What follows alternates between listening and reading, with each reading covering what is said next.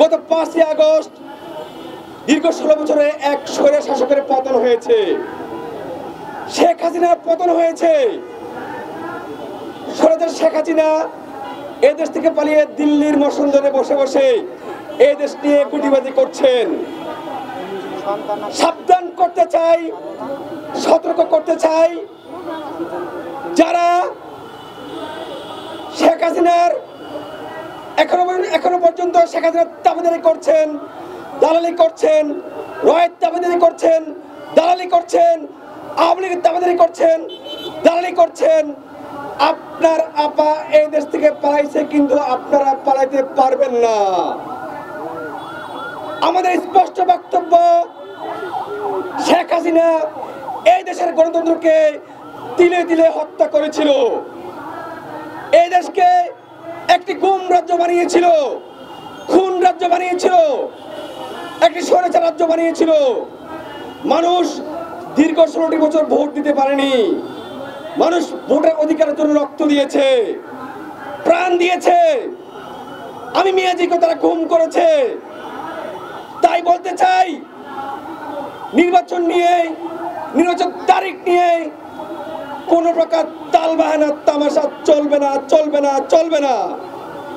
প্রিয় সাংবাদিক বিন্দু, স্পষ্ট করে বলতে চাই, আপনারা আমাদের রাজপথের সৈনিক। আপনাদের অনেক সাংবাদিক ভাইরা নিহত হয়েছে, শহীদ হয়েছে, আমাদের মনে আছে। আমরা বলতে চাই যে আগামীকাল জুলাই সনদ স্বাক্ষর হওয়ার কথা।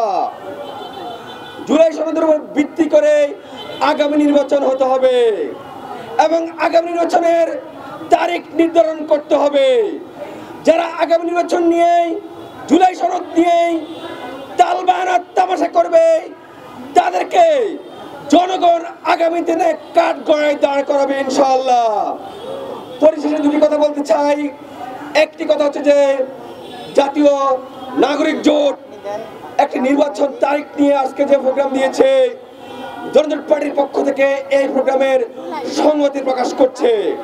পাশাপাশি বলতে চাই, ডক্টর ইউনূস সাহেব, আপনি বিশ্ববরেণ্য ব্যক্তি, বিশ্ব সম্মানিত ব্যক্তি। আপনি দেখতে পাচ্ছেন এই দেশে মানুষ ভোটের অধিকার চায়। অতএব ভোটের অধিকার জন্য অতি শীঘ্রই আপনি তারিখ নির্ধারণ করুন। যদি আপনি ব্যর্থ হন, মনে রাখবেন আপনার যে সুনাম রয়েছে, এই সুনাম তিলে তিলে নষ্ট হয়ে যাবে। শেষ মুহূর্তে একটি কথা বলতে চাই। আমাদের কথা হচ্ছে যে রক্তের বিনিময়ে আমরা এক নতুন বাংলাদেশ পেয়েছি, শহীদের বিনিময়ে নতুন এক বাংলাদেশ পেয়েছি। অতএব যারা এই রক্তের সাথে, শহীদদের সাথে, জুলাইয়ের সাথে গাদ্দারি করবে, বাংলার জমিন থেকে শেখ হাসিনার মতো তাদেরকেও এই দেশ থেকে পালাতে বাধ্য হবে ইনশাআল্লাহ।